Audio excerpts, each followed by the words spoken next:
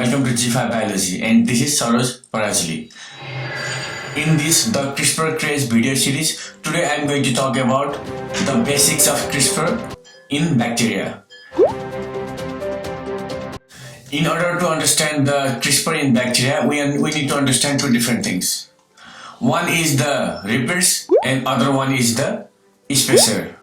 So what these repeats and spacers are?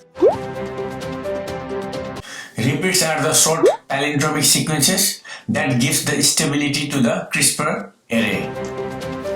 Spacer is the sequence that the bacteria gets from the virus or any phages.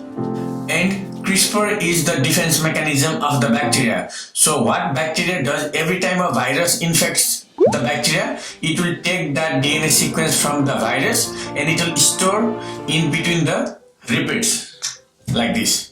So this orange color is the repeats and the green one is the spacer that is coming from the phages or the virus. So every time there is a new infection in the bacteria, it will store the genetic information of that virus between the repeats. So this is the new virus sequence and it will again add one more repeats. And in the future, if there is more infection from the virus, then it will again store the genetic information of that virus and again add one more repeat.